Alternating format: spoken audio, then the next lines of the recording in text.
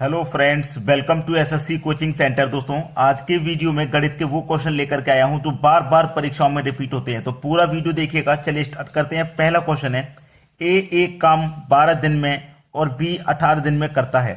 यदि वे दोनों 4 दिन साथ मिलकर काम करें तो काम का कितना भाग बाकी रह जाएगा। दो व्यक्ति हैं। पहला व्यक्ति है ए जो कि काम को 12 दिन में कर रहा है। दूसरा व्यक्ति है बी जो कि काम को 18 दिन में कर रहा है, लेकिन अभी तक काम नहीं पता कितना है।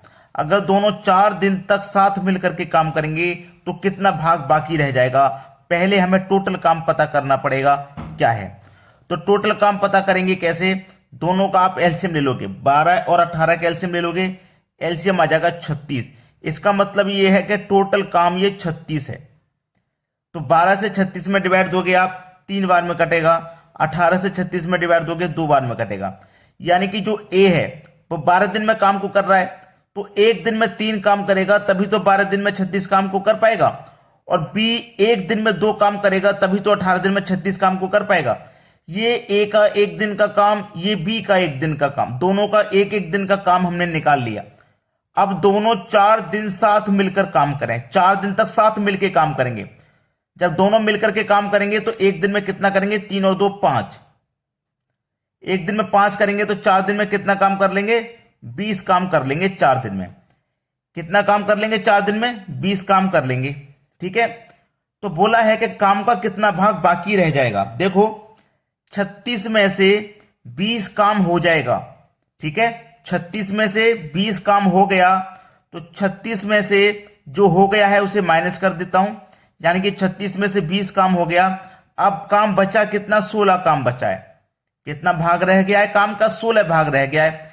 कितने में से रह गया, 36 में से, क्योंकि टोटल काम 36 था ना। 36 में से 16 भाग काम का रह गया। ठीक है। अब इसको कटा लो, 4 चौके 16, 4 निम 36, यानी कि 4/9 काम का भाग बाकी रह जाएगा। कितना भाग बाकी रह जाएगा, 4/9 भाग बाकी रह जाएगा काम का। यह आपके सवाल का सही जवाब 4/9। पहला ऑप्शन प्रश्न का बिल्कुल सही जवाब। अब देखेंगे अगला सवाल। अगला प्रश्न है, यदि किसी टैंक का 1/3 भाग भरे होने पर उसमें 240 लीटर पानी और आ जाता है तो आधा भरे होने पर उसमें कितना पानी होगा। प्रश्न को अगर आपने बिल्कुल सही पढ़ा है तो आंसर सही आएगा, और पढ़ने में कोई गलती कर दी है तो फिर आंसर गलत आएगा। देखिएगा, उसने कहा है कि यदि किसी टैंक का 1/3 भाग भरा हुआ है, यानी कि कोई हमारा एक टैंक है, इस टैंक का 1/3 भाग भरा हुआ है, तो जो भरा हुआ है मैं उसे माइनस कर दूंगा तो मुझे पता लग जाएगा खाली कितना है। भाई भरे हुए में से मैं खाली को घटा दूंगा तो मुझे पता चल जाएगा कि और कितना खाली है। ठीक है, जितना भरा हुआ है। जैसे मान लो मेरा 100 लीटर का टैंक है, उसमें से 100 में से 30 लीटर भरा हुआ है, तो मैं 30 लीटर को अगर हटा दूंगा तो मुझे पता चल जाएगा 70 लीटर मेरा पानी और आ जाएगा। अभी बिल्कुल वही तरीका, यानी कि एक टैंक में जो भरा हुआ है उसे मैं हटा देता हूं तो मुझे यह पता लग जाएगा अभी खाली कितना है। तो 3 एक कम 3, 3 में से माइनस कर देंगे 1, तो बचेगा कितना, 2/3। यानी कि मेरे पास अभी 2/3 खाली है। और प्रश्न में कहा था कि 1/3 भाग भरे होने पर उसमें 240 लीटर पानी और आ जाएगा। कितना पानी और आ जाएगा, 240 लीटर पानी और आ जाएगा। यानी कि देखो खाली कितना है अभी, 2/3, और पानी कितना भी और आ जाएगा इसमें 240। तो ये 2/3 की वैल्यू 240 के बराबर है, क्योंकि पानी देखो कितने और आने की क्षमता है, 240 पानी और आने की क्षमता है, और यहां पे 2/3 पानी और आने की क्षमता है। तो 2/3 बराबर 240। ठीक है। चलिए अब मैं 2 से कटा दूंगा 240 को, तो ये 120 में कट जाएगा, और 3 कमल पे 120 से करूंगा तो हो जाएगा 360। यानी कि टोटल टैंक में 360 लीटर पानी आ जाएगा। लेकिन उसने तो पूछा है कि आधा भरे होने पर उसमें कितना पानी होगा। आधा तो 360 तो पूरा टैंक का है, इसका आधा पूछा है, तो आधा हो जाएगा 180। भाई 360 का आधा 180 लीटर पानी होगा। यानी कि सी ऑप्शन प्रश्न का बिल्कुल सही जवाब है। अब देखते हैं अगला सवाल। अगला प्रश्न है, यू वी तथा डब्ल्यू मिलकर किसी कार्य को 15 दिनों में पूरा कर सकते हैं। U plus V plus W तीनों मिलकर के कर रहे हैं ना, किसी काम को 15 दिन में पूरा कर सकते हैं। यू अकेला 60 दिनों में कार्य पूरा कर सकता है। जो यू है वो अकेला 60 दिनों में कार्य को पूरा कर सकता है। तो वी तथा डब्ल्यू मिलकर उस कार्य को कितने दिनों में पूरा कर सकते हैं? पहले तो हम कार्य पता करेंगे दोनों का एलसीएम लेके। 15 और 60 का एलसीएम आ जाएगा 60। 15 से कटाऊंगा 4 बार में और 60 से कटाऊंगा तो 1 बार में। ठीक है, इतना क्लियर हो गया। अब उसने क्या कहा है, यू अकेला 60 दिन में कार्य को पूरा कर रहा है, यानी कि यू जो है वो एक दिन में एक कार्य को करेगा। इतना तो कंफर्म हो गया, जो यू है वो एक दिन में एक कार्य को करेगा और यू वी डब्ल्यू ये तीनों मिलकर के एक दिन में 4 कार्य करेंगे। ये तीनों मिलकर के एक दिन में 4 कार्य करेंगे। तो देखो मैं तीनों के काम में से यू का काम माइनस कर देता हूं। तीनों का काम 4 है, जिसमें से मैं यू का काम में माइनस कर दूंगा तो 3 बचेगा, क्योंकि यू एक कार्य कर रहा है। यू कितना कार्य कर रहा है? एक कार्य कर रहा है, तो 3 बचेगा। और टोटल काम हमारा कितना निकल के आ गया? 60। यानी कि 60 में मैं क्या करूंगा? 3 से डिवाइड करूंगा। 3 से क्यों करूंगा? क्योंकि मैंने यू का काम हटा दिया। यू का काम जो मेरा एक था उसे मैंने माइनस कर दिया। यू वी डब्ल्यू 3 व्यक्ति थे जो कि एक दिन में 4 कर रहे थे। यू अकेला एक दिन में 1 कर रहा है। ठीक है, तो मैंने यू का काम हटा दिया, तो मेरे पास वी और डब्ल्यू का ही तो बचा, और वी और डब्ल्यू का कितना बचा? 3। तो पूरा काम 60 है, और यही तो पूछा है कि वी और डब्ल्यू मिलकर इस कार्य को कितने दिन में पूरा करेंगे। वी और डब्ल्यू एक दिन में 3 कर रहे हैं, तो 60 काम को कितने में कर लेंगे भैया? 60 काम को कर लेंगे ये 20 दिन में। ये आपके सवाल का बिल्कुल सही जवाब हो जाएगा, बी ऑप्शन। चलिए अब देखते हैं अगला क्वेश्चन। अगला प्रश्न है, 1 से 200 तक कितनी संख्याएं हैं जो 2 और 3 दोनों से विभाजित हों? ये सवाल बहुत अच्छा है। ऐसे सवाल को देखिए कैसे करते हैं, उसे ध्यान में रखना।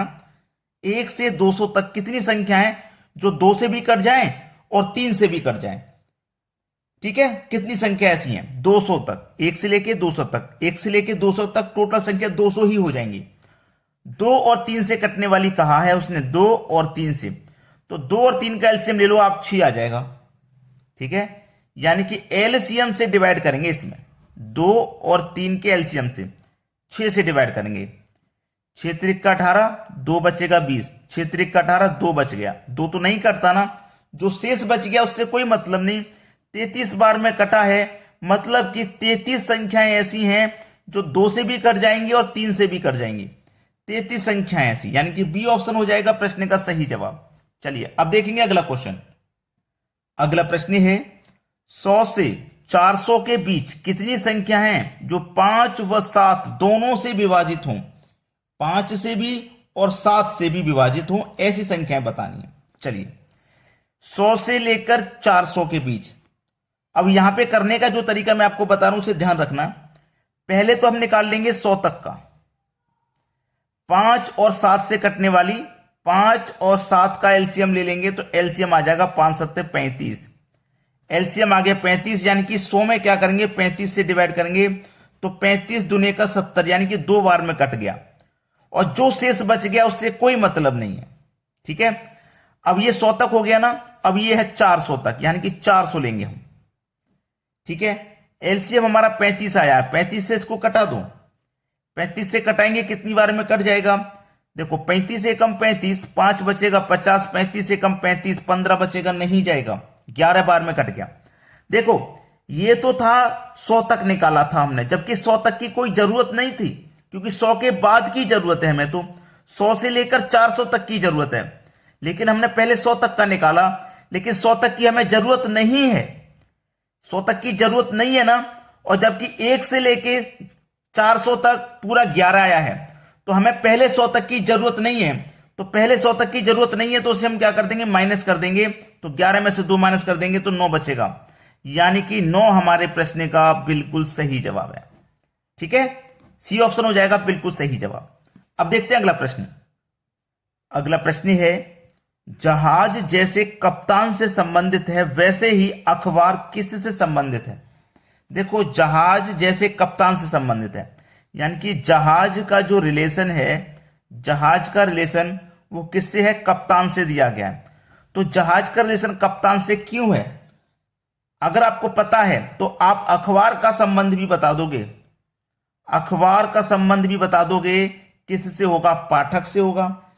मुद्रक से होगा, प्रकाशक से होगा या संपादक से होगा? देखिएगा, जहाज का रेशन कप्तान से है, यानी कि जहाज का मुखिया कौन होता है? कप्तान।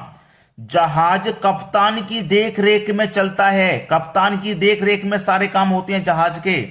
कहां जाएगा, कब तक पहुंचेगा, कप्तान सब कुछ डिसाइड करता है जहाज का। पूरी जिम्मेदारी जहाज की कप्तान के ऊपर होती है। बिल्कुल ही वैसे ही अखबार की जिम्मेदारी पूरी संपादक के ऊपर होती है। ठीक है, किसके ऊपर होती है भाई? संपादक के ऊपर होती है। यह आपका सही जवाब हो जाएगा, डी ऑप्शन। चलिए अब देखेंगे अगला क्वेश्चन। अगला क्वेश्चन है, मछली जैसे जल से संबंधित है वैसे ही चिड़िया किससे संबंधित है? देखो यहां पे मछली जल से संबंधित है बताई गई है, तो सीधी सी बात है, मछली का जीवन जल से ही है, मछली का घर जल है, मछली जल में ही रहती है। बिल्कुल वैसे ही चिड़िया का पूछा गया है। चिड़िया का, तो चिड़िया का घर क्या है भाई? जैसे मछली का जीवन आपका जल है, मछली का घर जल है, मछली जीवन में अपना कहीं नहीं जाती जल के अलावा, वैसे ही जल तो हो नहीं सकता चिड़िया का। भोजन, मछली भी भोजन करेगी, चिड़िया भी भोजन करेगी, तो ये तो हो नहीं सकता। वायु और आकाश बचे, जिस तरीके से मछली का घर उसका जल होता है, उसी तरीके से चिड़िया का घर उसका आकाश होता है, यानी कि चिड़िया आकाश में उड़ सकती है, घूम सकती है। जैसे मछली जल में घूम सकती है यहां वहां, ऐसी चिड़िया आकाश में घूम सकती है यहां वहां। तो आपका सी ऑप्शन प्रश्न का बिल्कुल सही जवाब है। अगर लाइक नहीं किया वीडियो अभी तक तो लाइक कर दीजिए, शेयर नहीं किया तो शेयर कर दीजिए। ठीक है दोस्तों, धन्यवाद।